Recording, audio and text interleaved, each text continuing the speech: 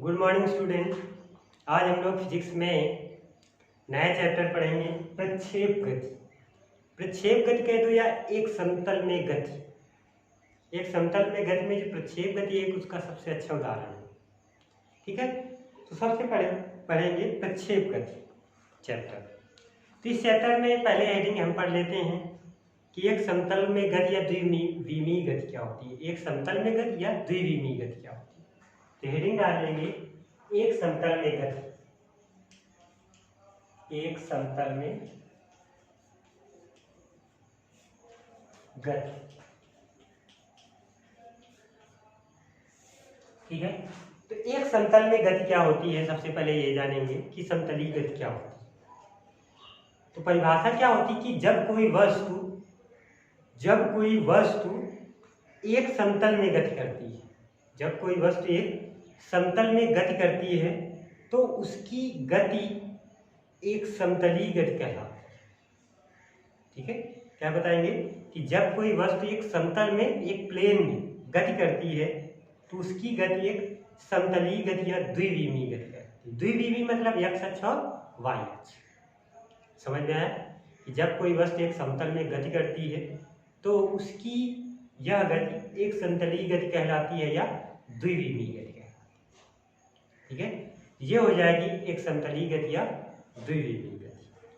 इसके बाद हम लोग इसमें उदाहरण की बात करें कि एक समतलीय गति के कैसा उदाहरण होगा। तो कह सकते हैं जैसे फर्श पर रेंगते कीड़े की गति। कोई फर्श है, उस पर कोई कीड़ा रेंग रहा है तो उसकी गति भी क्या है, द्विविमीय गति है या एक समतलीय गति है। या जैसे हम कह सकते हैं कि बिलियर्ड्स की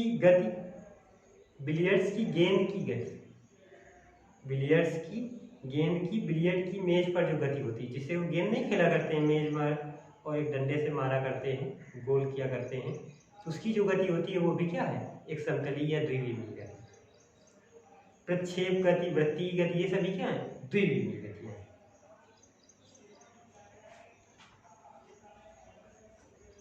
एक चीज और ध्यान रखना कि जब कोई वस्तु द्विविमीय गति करती है या कहने मतलब समतलीय गति करती है तो उसका जो स्थित सदिश होता है, वेग सदिश होता है और त्वरण सदिश होता है, ये सभी समय के साथ परिवर्तित होते रहते हैं। अगर एक समतलीय गति या द्विविमीय गति करती है तो जो उसके स्थित सदिश है, वेग सदिश है और त्वरण सदिश, ये समय के साथ परिवर्तित होते हैं। ठीक है, तो समझ में आया कि एक समतलीय गति क्या होती है या द्विविमीय गति क्या होती है।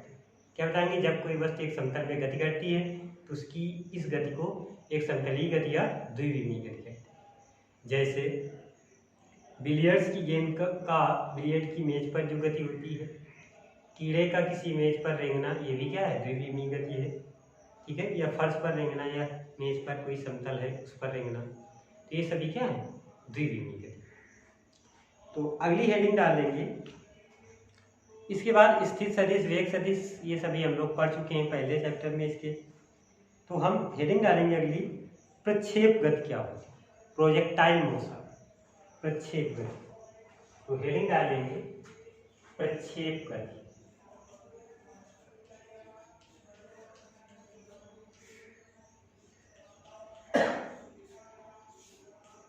प्रक्षेप गति क्या होती है, देखो प्रक्षेप गति क्या होती है कि जब किसी पिंड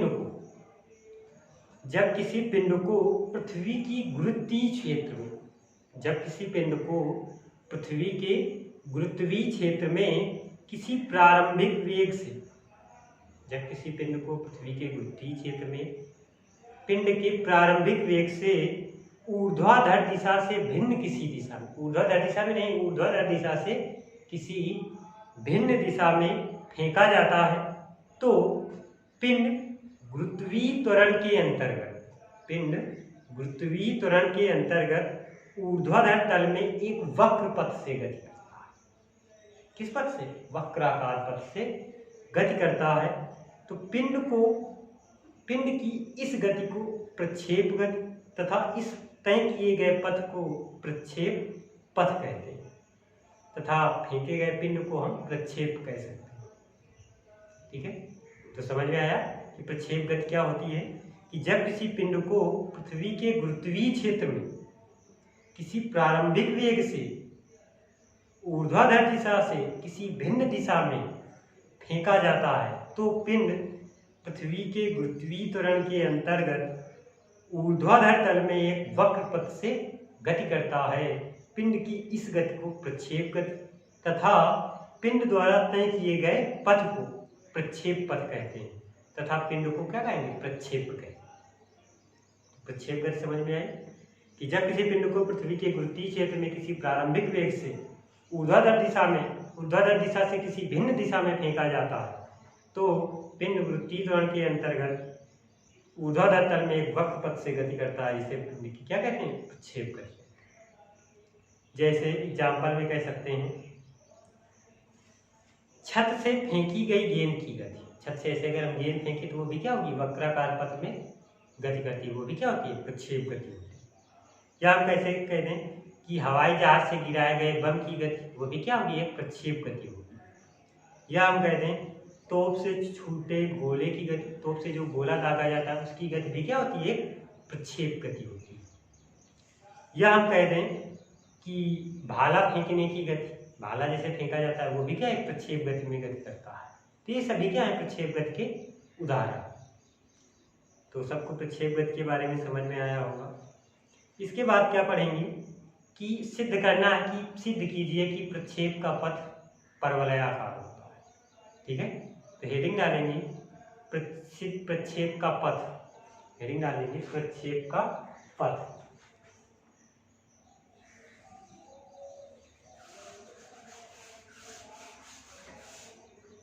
हेडिंग डालेंगे प्रक्षेप का पथ। ये क्वेश्चन पूछ लिया जाता है कि सिद्ध कीजिए कि प्रक्षेप का पथ परवलयाकार होता है। ठीक है, तो उसी को हम प्रूव करके बताएंगे कैसे प्रक्षेप का पथ परवलयाकार। तो मान लेंगे कि माना कोई पिंड है जो बिंदु O से क्षैतिज दिशा से थीटा कोण पर प्रक्षेप वेग या क्षैतिज वेग u से फेंका जाता है। ठीक है, तो उसके लिए पहले एक चित्र बना लेंगे इस तरीके से।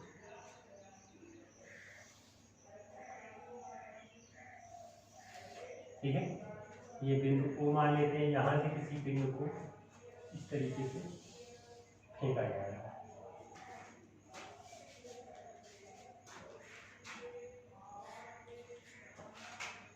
ये x अक्ष है, ये y अक्ष है। मान लेते हैं पिंड को पहले प्रारंभिक वेग u से फेंका जा रहा है इस तरीके से, उस समय उसका वेग क्या है, u। ठीक, ये क्षैतिज घटक हो जाएगा और ये ऊर्ध्वाधर घटक। ठीक है, क्षैतिज घटक और ऊर्ध्वाधर घटक।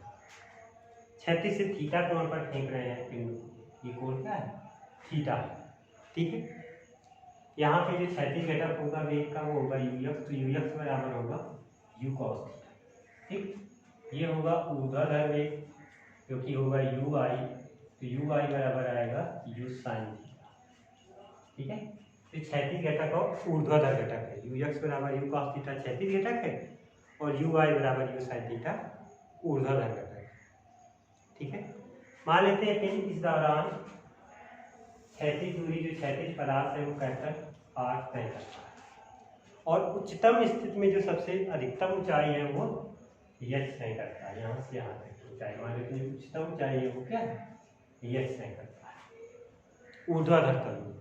ठीक है, इस बिंदु को मान लेते हैं P। इस बिंदु P पर सबसे अधिकतम ऊंचाई पर पिंड पहुंच जाता है। ठीक है,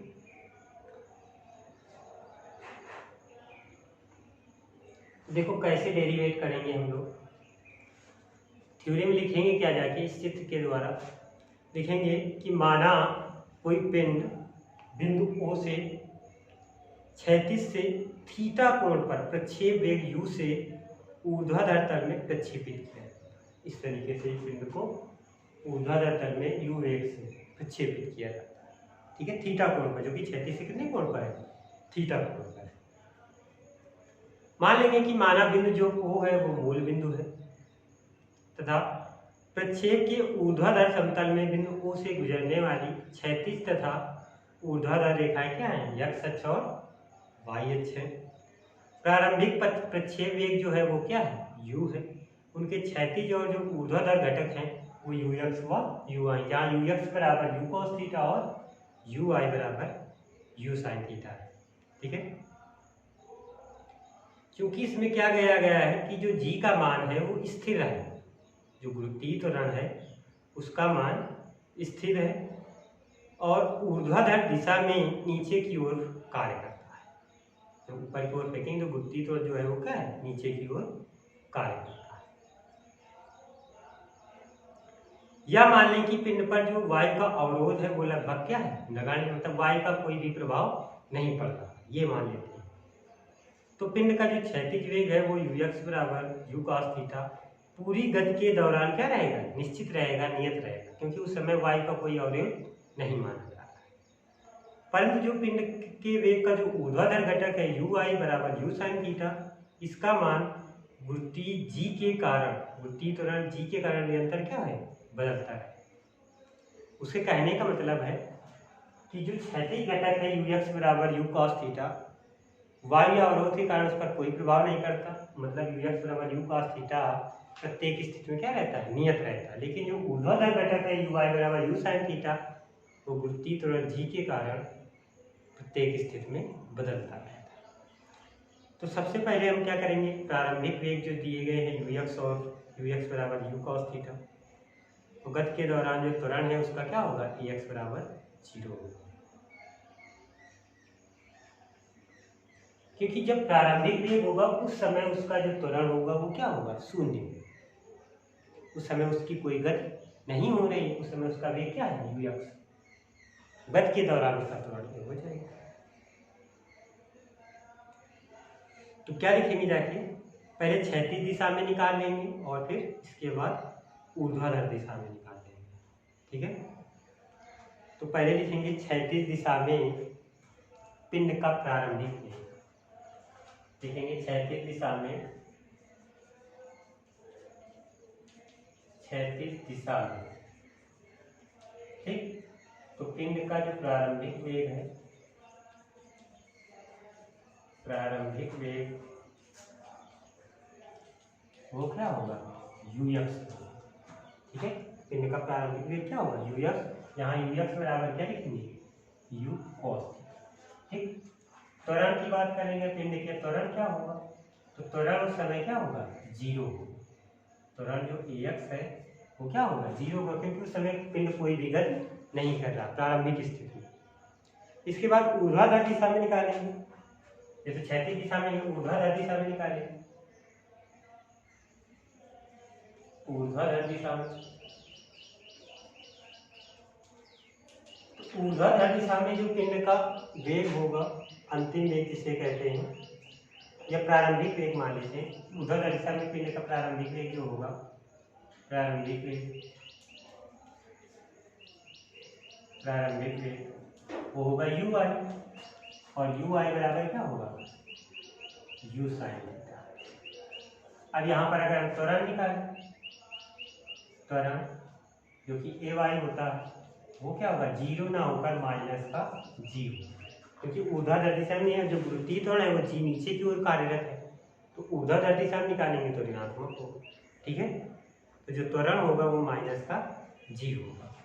ठीक है, अब सबसे पहले क्षैतिज दिशा में निकाल लेते हैं कि जो उसका विस्थापन है, क्षैतिज दिशा में विस्थापन x होगा और ऊर्ध्वाधर दिशा में विस्थापन क्या होगा? y होगा। तो पहले क्षैतिज दिशा में विस्थापन निकालेंगे। ठीक है, लिखेंगे क्षैतिज दिशा में, क्षैतिज दिशा में विस्थापन। तो क्षैतिज दिशा में विस्थापन क्या होता है? x, मतलब s बराबर ut plus half at square के लगा रहे हैं, समीकरण क्या है? गति के तृतीय समीकरण से s बराबर ut plus half at square. तो क्षैतिज दिशा में विस्थापन क्या होगा? x, तो x बराबर ux into T, ut plus half at मतलब ax इंटू टी स्क्वायर। ये तो आ जाएगा। अब यू एक्स का मान दिया गया है यू कॉस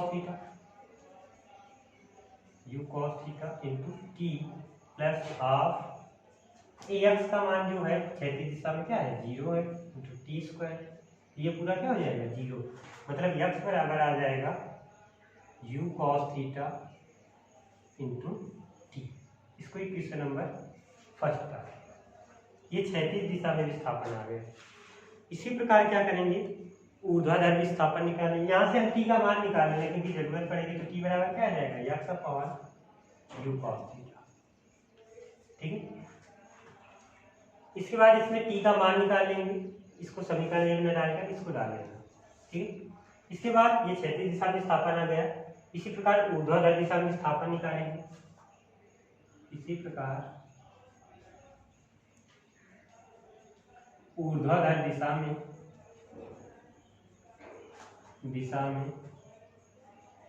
विस्थापन,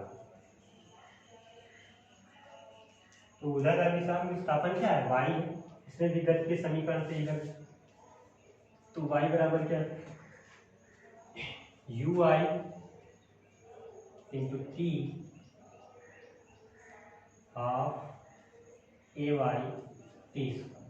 ठीक, ये लगाएंगे फार्मूला। तो इसमें क्या करेंगे जो टी तो ए वाई का मान है वो माइनस का होगा जी होगा, और यू आई का मान यू साइन थीटा है रख देंगे।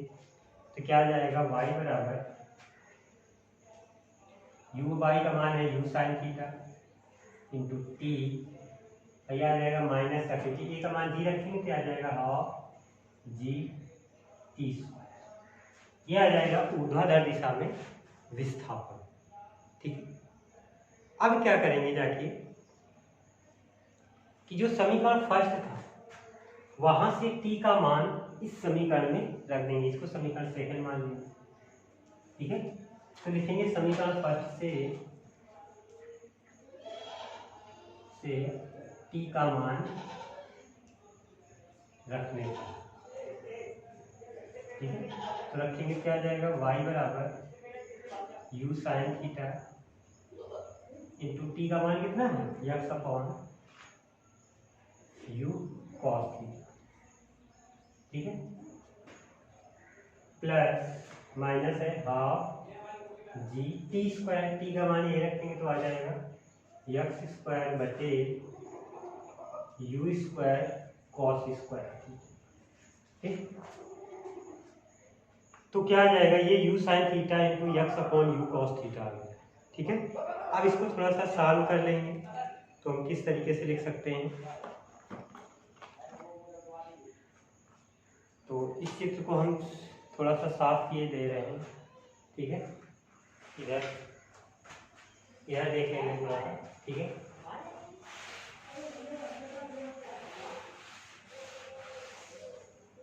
ये आ जाएगा हमारा y बराबर साइन थीटा बटे कॉस थीटा क्या हो जाएगा u से u कट जाएगा। ठीक, साइन बटे कॉस टेन आ जाएगा, मतलब y बराबर आ जाएगा x tan theta minus half g x square बटे यू स्क्वायर कॉस स्क्वायर। ठीक है, ये आ गया समीकरण y बराबर x tan theta minus half g x square बटे u square cos square theta. अब इस समीकरण को गौर से देखेंगे तो ये समीकरण हमें एक परवलय के समीकरण की तरीके से प्रदर्शित करेगा। यह समीकरण किस तरीके से, ये समीकरण y बराबर लिखेंगे, यह समीकरण y बराबर बी एक्स, यह समीकरण y बराबर B x minus c x square के रूप में। ठीक, किस रूप में y बराबर B x minus c x square के रूप में है, जो कि एक परवलय के समीकरण को क्या कर रहा है प्रदर्शित कर रहा है। यहाँ पे लिखेंगे यह समीकरण y बराबर B x minus c x square के रूप में है, अतः यह एक परवलय के समीकरण को को प्रदर्शित कर रहा है, प्रदर्शित कर रहा है। अतः नीचे लिख देंगे, अतः इन्वर्टेड कॉमा में, अतः प्रक्षेप का पथ, प्रक्षेप का पथ परवलयाकार होता है, का होता है। यहीं से हमारा ये सिद्ध हो जाएगा कि जो प्रक्षेप का पथ है वो परवलयाकार। कर लोगे सभी लोग? समझ में आया? करना क्या था इसमें हमें कि मान लेंगे कि माना कोई पिंड है जो बिंदु O से प्रारंभिक वेग u से ऊर्ध्वाधर दिशा में फेंका जाता है, ठीक। इसके क्षैतिज घटक ux बराबर u cos थीटा और ऊर्ध्वाधर घटक uy बराबर क्या है, u sin थीटा। क्षैतिज में विस्थापन मान लेते हैं x है और ऊर्ध्वाधर दिशा में y है। तो सबसे पहले क्षैतिज दिशा में विस्थापन निकाला गया, ठीक। तो क्षैतिज दिशा में विस्थापन निकाला गया x गति के तो 30 समीकरण से बचेगा ux into T plus half ax T. यहाँ पे ux बराबर u cos theta into t half ax जो था क्षैतिज दिशा में उस समय गति में नहीं था पिंड, तो उस समय जो उसका त्वरण होगा वो क्या होगा, शून्य होगा, जिसके कारण पूरा शून्य हो जाएगा। तो x बराबर u cos theta into T आएगा या t बराबर x upon u cos theta. एक समीकरण डाल देंगे। फिर ऊर्ध्वाधर दिशा में विस्थापन निकाला गया, y बराबर तो आएगा u y into T plus half y T. यहाँ ऊर्ध्वाधर दिशा में त्वरण था वो माइनस का g था और u y बराबर u sin थीटा दिया जाएगा, y बराबर u sin theta into t half g T. यहाँ पे हमने क्या किया, समीकरण फर्स्ट से t का मान रख दिया गया, u से u कैंसिल हो गया, यह आ गया सीधे हमारा u बराबर y बराबर x sin theta minus half g x square बटे u स्क्वायर कॉस स्क्वायर। जो दिया गया समीकरण है ये y बराबर bx minus c x square के रूप में है, जो कि एक समीकरण परवलय के समीकरण को व्यक्त करता है। अतः लिख देंगे कि प्रक्षेप का पथ जो है वो परवलयाकार, ठीक है। तो इस तरीके से हम सिद्ध कर देंगे कि प्रक्षेप का पथ परवलयाकार होता है। आगे हम लोग प्रक्षेप के उड्डयन काल, महत्तम ऊंचाई और क्षैतिज परास के बारे में पढ़ेंगे, जो कि नेक्स्ट वीडियो पढ़ेंगे, ठीक है। Thank you.